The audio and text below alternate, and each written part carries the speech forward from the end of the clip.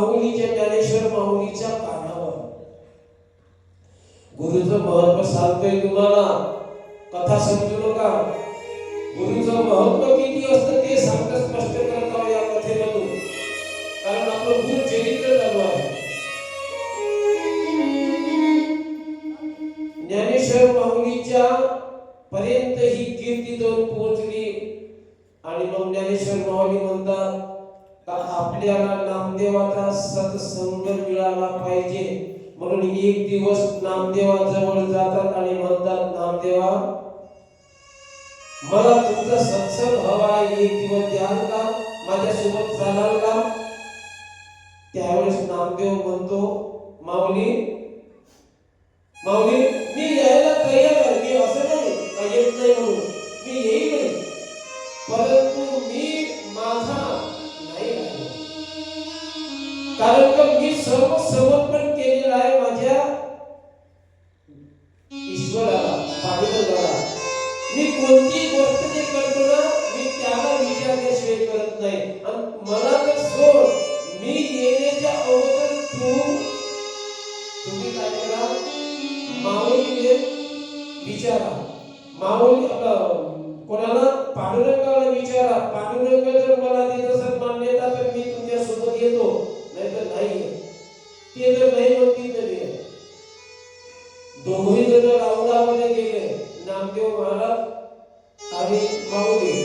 माऊलीनं पांडुरंगाचं दर्शन घेतलं आणि म्हटलं, हे भगवंता,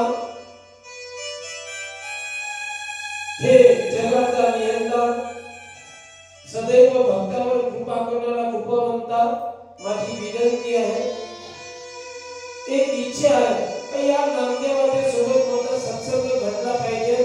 म्हणून या नामदेवाला माझ्या सोबत पाठवा का? पहिले देवाची आज्ञा. देव म्हणतात, माऊली तुमची इच्छा आहे ना, तुम्ही खुशाल घेऊन जा. परंतु जसा नामदेव तुम्ही घेऊन जाताना तसाच नामदेव हा माझ्यापर्यंत आणून पोहोचवा का याच्यावर माझं एवढं प्रेम आहे, मी मला विसरून जाईल पण मी नामदेवाला नाही विसरत. म्हणून नामदेव जशाच्या तसा हा माझ्यापर्यंत आणून पोहोचला. झालं, ठीक आहे. माऊलीनं त्यांना दिलेला आहे शब्द, मी जशाच्या तसा आणून पोहोचलो. निघाले. भ्रमण करत असताना, उत्तरेकडे जात असताना एका ठिकाणी उन्हाळ्याचे दिवस होते. चालता खूप तहान लागली उन्हाळ्यामध्ये. माऊलीलाही तहान लागली, नामदेवालाही तहान लागली. पाणी कुठं दिसत नव्हतं, पण समोर जात असताना एक हिरवट पांढर असं जागा दिसली. त्या ठिकाणी पाणी असते हे माहित आहे, हिरवट जिथं असतं तिथं. तर त्या ठिकाणी जाऊन एक विहीर होती. त्या विहिरीमध्ये पाणी होतं, पण कुठं होतं?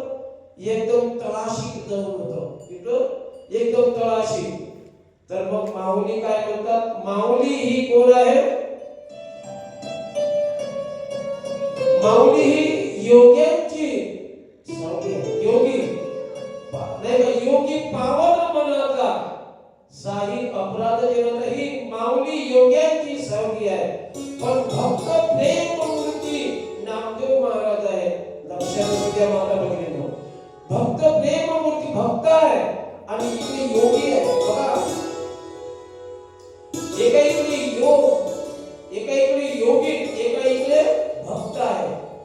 मग भक्त आणि योगी यांच्यामध्ये काय फरक आहे? बघा, तुम्हाला फरक सांगतो काय. योगी पावन मनाचा, स्वतःच्या मनावर डिपेंड आहे त्यांचं. आणि इकडे भक्त हा कोणावर अवलंबून असतो, हा देवावर अवलंबून आहे. पण योगी हा स्वयंपूर्ण आहे. हा स्वयंपूर्ण आहे, हा परपूर्ण आहे. हा नाही का, हा दुसऱ्यावर अवलंबून आहे. परावलंबी आणि स्वावलंबी आहे. हे दोघांमध्ये फरक आहे. मग आता यामधला स्वावलंबी आणि परावलंबी कसा? योगी असा आहे, योगी ज्यावेळेस समजा मनामध्ये आलं ते करतो, पण हा भक्त देवावर अवलंबून असतो. जसं तुम्हाला मी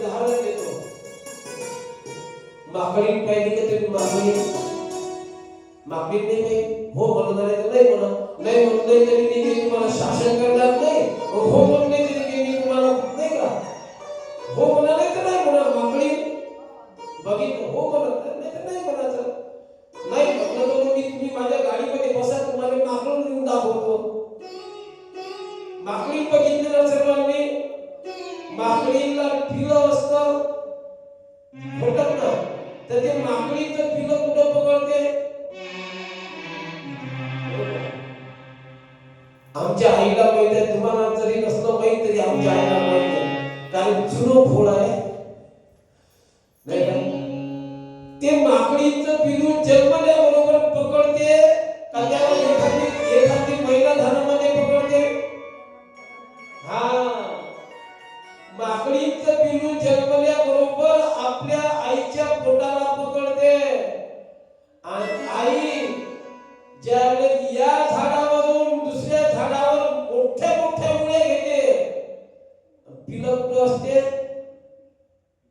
पिलं कुठं असते पोटाला असते कुठं पोटाला असते चिपकून असते ते आणि किती उड्या घेते मोठ्या मोठ्या या मकानावर दुसऱ्या मकानावर उड्या घेते मग एवढी उडी घेत असताना ते माकडी म्हणते पिलाला काय म्हणते ह्या माकडीचा आवाज तरी ऐकू तुम्ही ओळखाली माकडी तर हे माकडी सांगते तुला माकडी काय म्हणते तुला हे बेटा बघ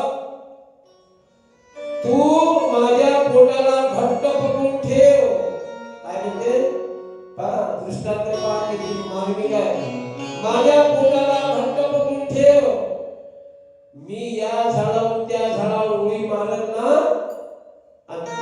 आवाज पहिल्यासारखा थोडासा थोडा माझा वाढवतो या झाडावरून त्या झाडावर मी उडी मारेल ना त्यावेळेस तुझे हात जर सुटले आणि तू जर खाली पडला तो मेल्याशिवाय राहणार नाही का तर तुझी जबाबदारी तुझ्यावर आहे माझ्यावर आहे का मी तर उडी घेईन पण तुझी जबाबदारी कोणावर आहे मरण्याची जबाबदारी तुझ्यावर आहे तू हात सुटले का मेल्याशिवाय राहणार नाही म्हणून ते मुलगा तिचं बाप घट्ट पकडून ठेवते ते सुटलं तुम्ही मरताना बघितलं का एखाद्या वानराचं पिलू नाही बघितलं ते घट्ट पकडून ठेवते म्हणजे त्याची स्वतःची जबाबदारी स्वतःवर आहे ही झाली योग्याची भूमिका भक्ताची भूमिका सांगतो तुम्हाला मांजर बघितली का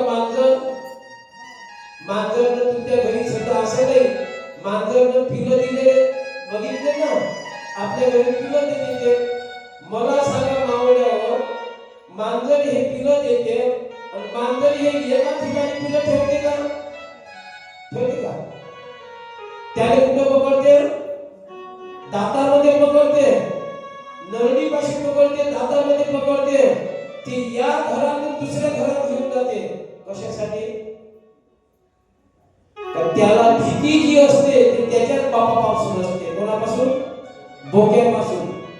भोक्यापासून भीती असते म्हणून ते मांजर ते आपल्या पिलेल्या दातामध्ये पकडते पण दातही लागू देत नाही दुसऱ्या जागेवर घेऊन जाते मग मला सांगा हे वानराचं पिलू आई काय सांगते वानरांच्या पिल्याला हे बेटा घट्ट पकडून ठेव पडला तर मेल्याशी राहणार नाही म्हणजे स्वतःची जबाबदारी स्वतःवर घेते इकडे मांजरीचं पिलू स्वतःची त्याच्यावर एका पिलावर जबाबदारी कोण घेते मांजर घेते म्हणजे आई घेते ते मांजर त्याला वाचवण्यासाठी या ठिकाणी त्या ठिकाणी हा झाला दृष्टांत सिद्धांत कसाचा आहे हा योगी पावन बनत आहे हा स्वतः स्वयं पुरता आहे आणि हा परकृती आहे भक्त याची म्हणजे भक्ताची जे आहे भक्ताला उठून याचं काम देव करतो भक्ताला देण्याचं काम देव करतो आणि भक्ताला वाचवण्याचं काम देव करतो कारण इथून जशी मांजर घेऊन जाते तसं देव तुमचं रक्षण करते हे भक्त आणि योग्यामधला फरक मग आता नामदेव महाराजांना माऊली म्हणतात तुम्हाला तहान लागली ना तहान लागली ना तर आता असं करा तुम्हाला तर आतमध्ये जाता येत नाही, मी योगी आहे, मी योग्याच्या रूपाने रूप धारण करतो, तुम्हाला सोबत घेऊन जातो, दोघे जण पाणी पिऊ आपण. जेव्हा असं म्हणतात तर नामदेव महाराज काय म्हणतात माहिती का? माऊली मला पाणी मिळल इथं जाग्यावर तर मी पिईन, मला जाग्यावर पाणी मिळत तर पिईन, नाही तर तहानेनं तसाच मरेल, पण मी खाली येणार नाही. तो देईल मला तर पिईन. काय चमत्कार झाला माहिती आहे का? माऊलीनं आपलं रूप धारण केलं, आतमध्ये गेले, पाणी प्यायले, निघून आले बाहेर. नामदेवाने ध्यान लावलं होतं, देवाचं ध्यान असं लावलं. काय करिश्मा झाला दादा? विहिरीतलं पाणी तळाशी असलेलं ओसंडून ओलागलं, ओसंडून ओलागलं. आजही ती विहीर उत्तर प्रदेशामध्ये आहे, ती ओसंडून वाहते आहे. संतांचा महिमा, भक्ताचा महिमा, भक्ताच्या भक्तीमध्ये किती पावर आहे. पाणी प्यायला